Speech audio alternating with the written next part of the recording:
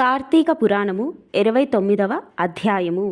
అంబరీషుడు దుర్వాసుని పూజించుట. ద్వాదశి పారాయణము. అత్రి మహాముని అగస్త్యుల వారితో ఈ విధముగా సుదర్శన చక్రము అంబరీషునికి అభయమిచ్చి ఉభయులను రక్షించి భక్తకోటికి దర్శనమిచ్చి అంతర్ధానమైన వైనము చెప్పి తిరుగు ఇట్లు నుడువ నారంభించెను.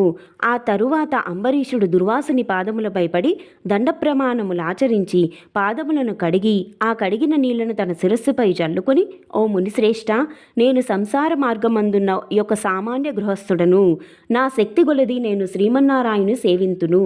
ద్వాదశి వ్రతము చేసుకొనుచు ప్రజలకు ఎట్టికీడు రాకుండా ధర్మవర్తనుడై రాజ్యమేలుచున్నాను. నా వలన మీకు సంభవించిన కష్టమునకు నన్ను మన్నింపుడు. మీ ఎడల నాకు అమితమైన అనురాగముండుట చేతనే తమకు ఆతిథ్యం ఇవ్వవలయునని ఆహ్వానించి తిని. కాన నా ఆతిథ్యమును స్వీకరించి నన్నును నా వంశమును పావనము చేసి కృతార్థుని చేయుడు. మీరు దయార్ద్ర హృదయులు. ప్రథమ కోపముతో నన్ను శపించినను మరల నా గృహమునకు విచ్చేసితిరి. నేను ధన్యుడనైతిని. మీ రాక వలన శ్రీ మహావిష్ణువు యొక్క సుదర్శనమును చూచు భాగ్యము నాకు కలిగినది. అందులకు నేను మీ ఉపకారమును మరువలేకున్నాను. మహానుభావ, నా మనస్సంతోషముచే మిమ్మెట్లు స్తుతింపవలయునో నా నోట పలుకులు రాకున్నవి. నా కండ్ల వెంట వచ్చి ఆనంద బాష్పములతో తమ పాదములు కడుగుచున్నాను. తమకు ఎంత సేవ చేసినను ఇంకనూ రుణపడి ఉందును. కాన ఓ పుణ్యపురుష, నాకు మరల నరజన్మ రాకుండా ఉండేటట్లును సదా మీబోటి మునిశ్రేష్ఠుల యందును ఆ శ్రీమన్నారాయణుని యందును మనస్సు గలవాడనై ఉండునట్లును నన్ను ఆశీర్వదించుడు అని ప్రార్థించి సహపంక్తి భోజనమునకు దయచేయమని ఆహ్వానించెను. ఈ విధముగా తన పాదములపై పడి ప్రార్థించుచున్న అంబరీషుని ఆశీర్వదించి, రాజా, ఎవరు ఎదుటివారి బాధను నివారణ గావించి ప్రాణములు కాపాడుదురో, ఎవరు శత్రువులకైనను శక్తిగొలది ఉపకారము చేయుదురో అట్టివారు తండ్రితో సమానమని ధర్మశాస్త్రములు తెలియజేయుచున్నవి. నీవు నాకు ఇష్టుడవు, తండ్రితో సమానుడవైనావు. నేను నీకు నమస్కరించినచో నాకంటే చిన్నవాడగుట వలన నీకు ఆయుఃక్షీణము కలుగును. అందుచేత నీకు నమస్కరించుట లేదు. నీవు కోరిన ఈ స్వల్ప కోరికను తప్పక నెరవేర్చదను. పవిత్ర ఏకాదశి వ్రతనిష్ఠుడవగు నీకు మనస్తాపమును కలుగజేసినందులకు వెంటనే నేను తగిన ప్రాయశ్చితమును అనుభవించి తిని.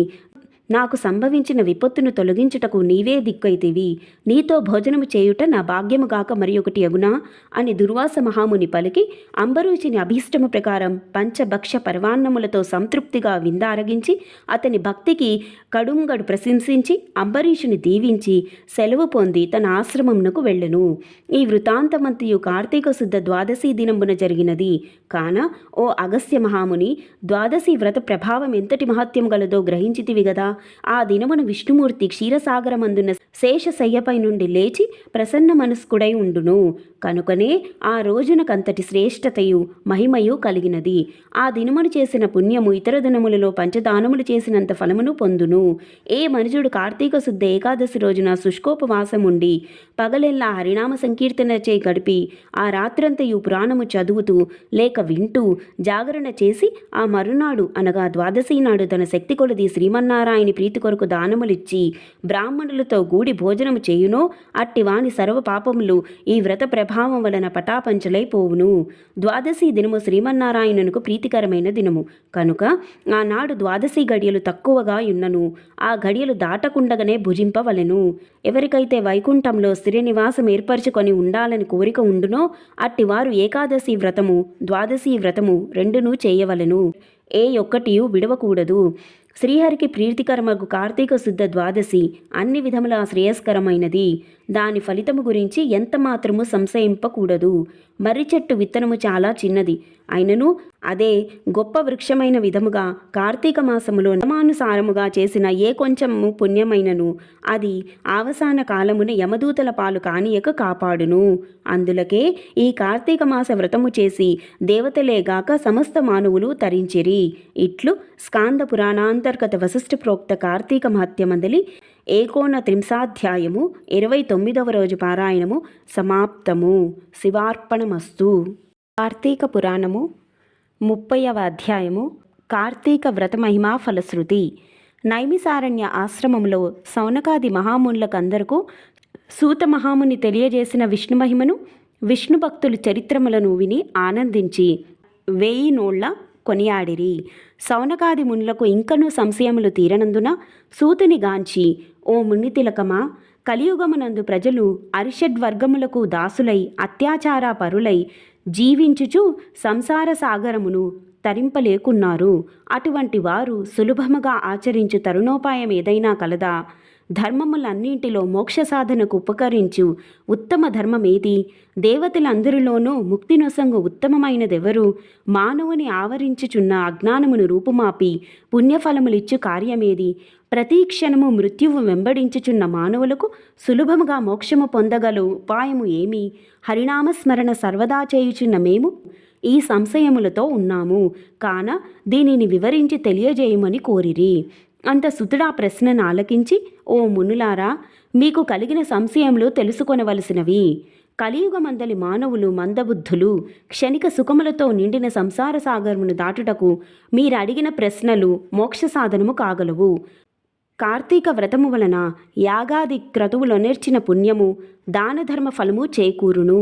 కార్తీక వ్రతము శ్రీమన్నారాయణనుకు ప్రీతికరమైన వ్రతము. ఇది అన్ని వ్రతముల కంటే ఘనమైనదని శ్రీహరి వర్ణించి ఉన్నాడు. ఆ వ్రతమహిమ వర్ణించుటకు నాకు శక్తి చాలదు. అంతే కాదు, సృష్టికర్తయగు ఆ బ్రహ్మదేవునికి కూడా సఖ్యము కాదు. అయినను సూక్ష్మముగా వివరించెదను. కార్తీక మాసమందు ఆచరించవలసిన పద్ధతులను చెప్పుచున్నాను, శ్రద్ధగా ఆలకింపుడు. కార్తీక మాసమున సూర్యభగవానుడు తులారాశి అందున్నప్పుడు శ్రీహరి ప్రీతి కొరకు మనకు ముక్తి కలుగుటకు తప్పనిసరిగా నదీ స్నానము చేయవలెను. దేవాలయానికి వెళ్ళి హరిహరాదులను పూజించవలెను. తనకున్న దానితో కొంచెమైనా దీపదానం చేయవలెను. ఈ నెల రోజులు విధవ వండిన పదార్థములను తినకూడదు. రాత్రులు విష్ణు ఆలయమునకు గాని శివాలయమునకు గాని ఆవు నీతితో దీపారాధన చేయవలెను. ప్రతిదినము సాయంకాలము పురాణ పఠనము చేయవలెను. ఈ విధముగా చేసిన సకల పాపముల నుండి విముక్తులై సర్వ సౌఖ్యములు అనుభవింతురు. సూర్యుడు తులారాశి అందున్న నెల రోజులు ఈ విధముగా ఆచరించిన వారు జీవోన్ముక్తులగుదురు. ఇట్లు ఆచరించుటకు శక్తి ఉండి కూడా ఆచరించక గాని, లేక ఆచరించు వారులను చూచి ఎగతాళి చేసిన గాని, వారికి ధన సహాయము చేయువారికి అడ్డుపడిన వారును ఇహమందు అనేక కష్టముల పాలగుటియేగాక వారి జన్మాంతమందు నరకలోకమున పడి యమకింకరుల చేత నానా హింసల పాలు కాగలరు. అంతేగాక అట్టువారు 100 జన్మల వరకు చండాలాది హీన జన్మలెత్తుదురు. కార్తీక మాసంలో కావేరీ నదిలో గాని గంగా నదిలో గాని అఖండ గౌతమి నదిలో గాని స్నానమాచరించి ముందు చెప్పిన విధముగా నిష్ఠతో ఆచరించిన వారు ఇహమందు సర్వసుఖములను అనుభవించుటియేగాక జన్మాంతరమున వైకుంఠ వాసులగుదురు. సంవత్సరములో వచ్చు అన్ని మాసముల కన్నా కార్తీక మాసము ఉత్తమోత్తమైనది, అధిక ఫలదాయకమైనది, హరిహరాదులకు ప్రీతికరమైనది. కనుక కార్తీక మాస వ్రతము వలన జన్మ జన్మల నుండి వారలకున్న సకల పాపములు హరించి మరుజన్మ లేక వైకుంఠముండగలరు. పుణ్యాత్ములకు మాత్రమే ఈ వ్రతము ఆచరించవలనని కోరిక పుట్టును. దుష్టులకు, దుర్మార్గులకు, పాపాత్ములకు కార్తీక మాసమన్నా కార్తీక వ్రతమన్నా ఏవగింపు అసహ్యము కలుగును. కాన ప్రతి మానవుడు ఈ పరమసత్యమును గ్రహించి ఇటువంటి పుణ్యకాలమును చేతులారా విడువక ఆచరించవలెను. ఇటులా 4 రోజులు చేయలేని వారులు కార్తీక శుద్ధ పౌర్ణమి నాడు అయినను తమ శక్తి కొలది వ్రతము ఆచరించి పురాణ శ్రవణము చేసి జాగరణము ఉండి మరునాడు ఒక బ్రాహ్మణునికి భోజనమిడినచో 4 రోజులు చేసిన ఫలముతో సమాన ఫలము కలుగును. ఈ మాసములో ధనము, ధాన్యము, బంగారము, గృహము, కన్యాదానములు చేసినచో ఎప్పటికీ తరగని పుణ్యము లభించును. ఈ 4 రోజులు ధనవంతుడైనను బీదవాడైనను మరెవ్వరైనను సరే సదా హరినామస్మరణ చేయుచు పురాణములు వింటూ పుణ్యతీర్థములను సేవిస్తూ దానధర్మములు చేయుచున్న ఎడల వారికి పుణ్యలోకము లబ్బును.